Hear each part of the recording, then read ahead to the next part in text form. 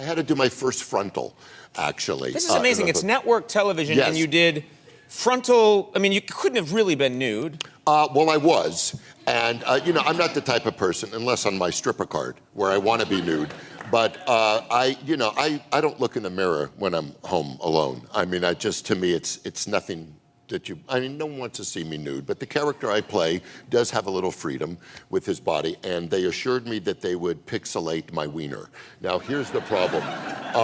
I didn't know it would only take 3 pixels, which is upsetting. See, this is the problem with, because you're a big guy, and I'm a big guy, but I was cursed. I don't know how you're doing down there. No, they don't have enough pixels for me. They really? Yeah. Oh, well, there's no... You are blessed. You're a lucky man. Unfortunately, the rabbi who did my work in 1960, the man who performed the bris. The bris. There's something that, this, first of all, I think 1960 was a very free time in America, and I think the rabbi had a little grip on the grape because he botched up Area 57, and I could prove this. For years, the doctors would, but it's really not a foreskin. It's like a 2-skin, and I can tell you why this is. Instead of the sweater, it looks like a hoodie. You know what I'm saying? When I look down there, it's like I stole a bishop in my pants. It's like I was playing chess in the park. I'm gonna take the but then I'm looking at it in the mirror, and is it really like so small, or is it location? Is it an optical illusion because it's on a circus person? On you, Andy. You would need a transfusion every time you get an erection. It would be different for you. So I figure, as an actor, okay, this guy is naked because in the pilot I had testicular cancer. Right. Always funny.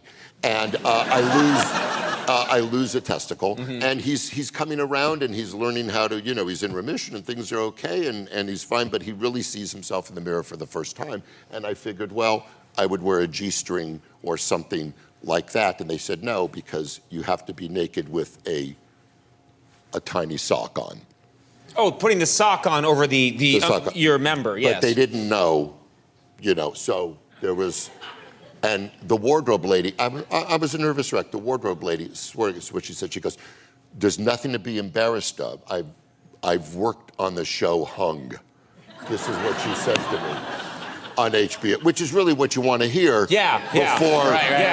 That's my point of comparison. Yes, now that I'm working on you. Yes, then I'm sure you're familiar with my light switch.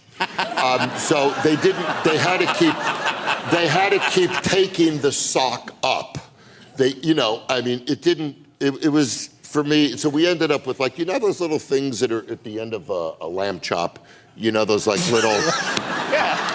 Little paper. The little paper frilly. Yeah. Okay, so it ends up that they'll go, well, just put, it was a small device. It was like, it was like a rain boot for a chihuahua, is what I ended up with. A doll's shower cap. A doll's shower cap.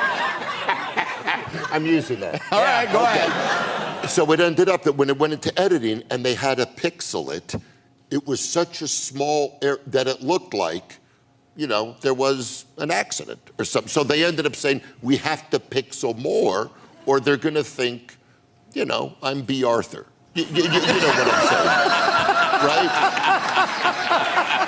Why are you telling everybody this? Because I must be up, because the torture. There's no reason. This is the torture I went through. You had a complete nervous breakdown. I got it, and we filmed this the first day of the week of the pilot. I'm like, maybe day 3. No, we're going to do it now. Do it right away, yeah. And I'm just like, this is, because it's embarrassing. And Elizabeth Perkins, who was very nice, because I dropped the towel, there's everything the Lord built. And because the way I duct taped the tiny sock to the lyre, I couldn't even bend over after every take to pick up my towel because I had duct taped, because I groomed incorrectly. I shaved, if they say man groom before we take, I don't groom. I don't groom. I'm not asking you any of these questions.